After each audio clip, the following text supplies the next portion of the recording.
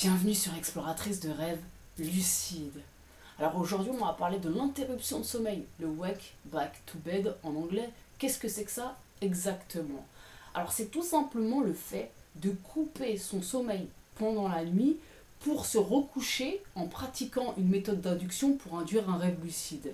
Alors on pose beaucoup de questions sur l'interruption de sommeil. À quel moment dans la nuit il faut couper son sommeil? Pendant combien de temps il faut rester éveillé? Qu'est-ce qu'on fait pendant qu'on est éveillé? Quelle méthode on pratique après? Alors, l'interruption de sommeil en soi, ce qui est intéressant, c'est de la faire plusieurs cycles après ton endormissement. C'est-à-dire, le sommeil, comment ça fonctionne? Dans la nuit, tu enchaînes des cycles de sommeil. Chacun de tes cycles de sommeil dure environ 1h30, 2h, et dans chacun de ces cycles, il y a 5 phases de sommeil.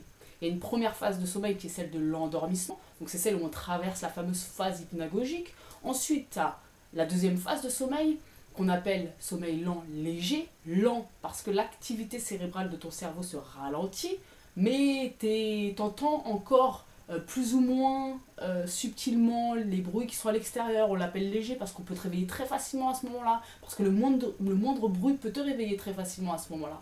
Ensuite, tu tombes un peu plus profondément dans le sommeil.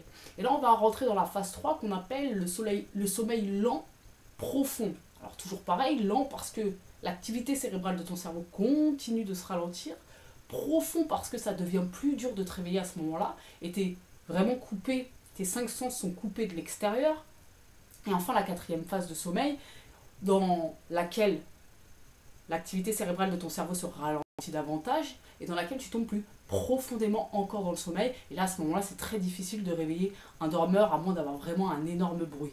Ensuite, généralement, on va faire une petite apparition de nouveau en sommeil léger avant de passer dans la fameuse phase 5, celle, la paradoxale, celle dont on parle souvent sur cette chaîne, celle où on vise les rêves lucides. Parce que la majorité de nos rêves sont faits durant cette phase. On peut aussi rêver en sommeil lent, mais ce n'est pas des rêves de même nature, ça j'en reparlerai parce que c'est une exploration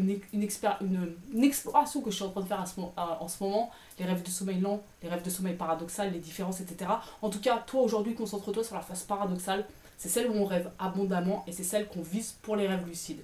Donc cette fameuse phase paradoxale, la cinquième, elle survient à la fin de ton cycle. Donc, je te rappelle, le cycle, 1h30, 2h environ, on va dire 1h30, et la phase paradoxale, c'est la dernière phase. Quand tu t'endors, qu'est-ce qui se passe?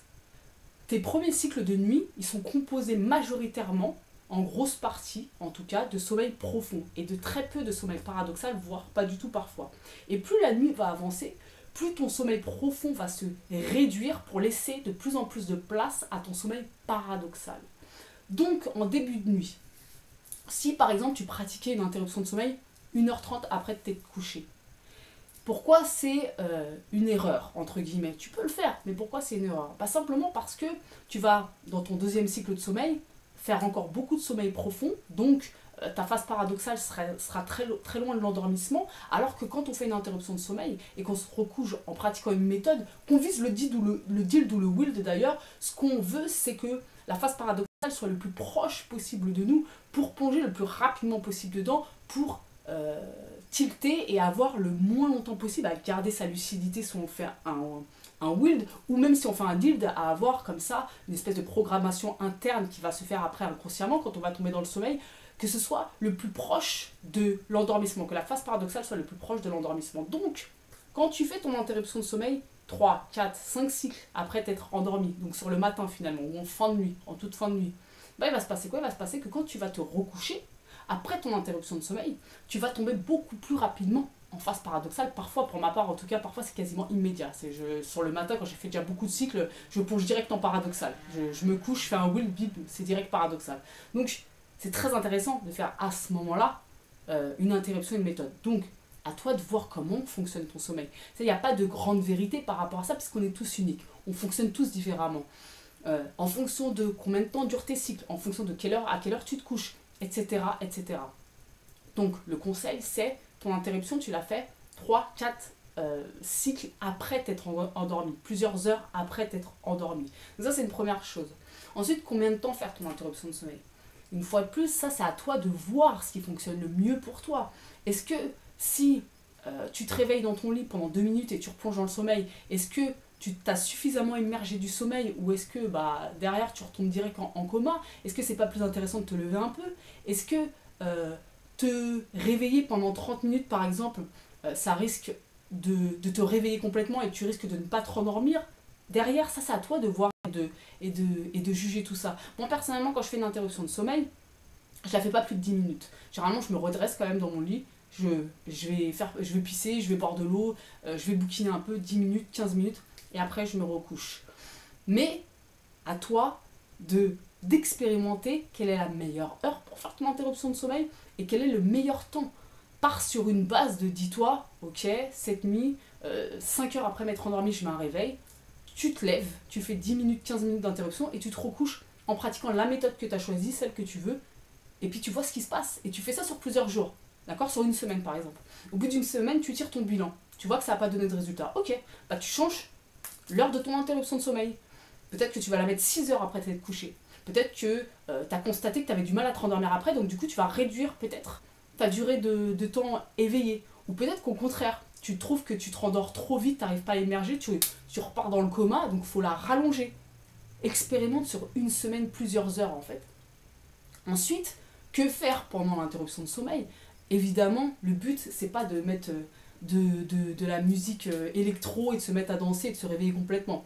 On est d'accord? Le but, c'est de rester dans un entre-deux. Donc, lumière tamisée, le mieux pour moi, c'est de lire, dans le domaine du rêve lucide, de lire sur un livre sur le rêve lucide, ou en tout cas, de se documenter sur le rêve lucide, peut-être de regarder des vidéos, en tout cas de rester dans un entre-deux et baigner dans le thème du rêve lucide. Écrire tes rêves, hyper intéressant, parce que alors là, tu restes complètement dans ton propre monde onirique, t'écris tes rêves, tu restes vraiment dedans, tu vas replonger dans le sommeil en ayant tes rêves en tête, hyper intéressant de faire ça.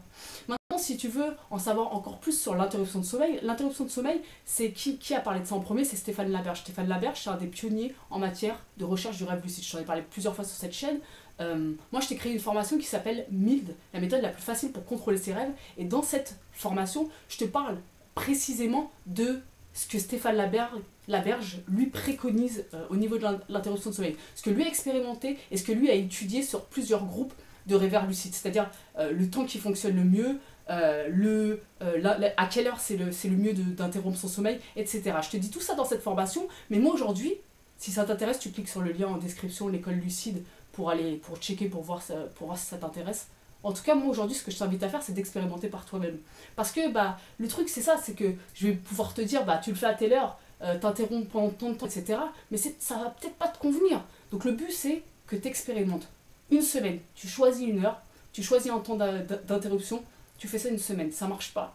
Une autre semaine, tu changes tout. Ça marche pas, une autre semaine, tu changes encore tout. Jusqu'à ce que tu fasses un rêve lucide et que là, tu te dises, ok, je garde ça sur un certain temps. Voilà, sur ce, n'hésite pas à aller checker la page Insta, la page Facebook. Donc comme je te disais, le lien en description, l'école lucide, pour avoir plus d'infos sur les formations. Et on se retrouve demain pour une nouvelle vidéo.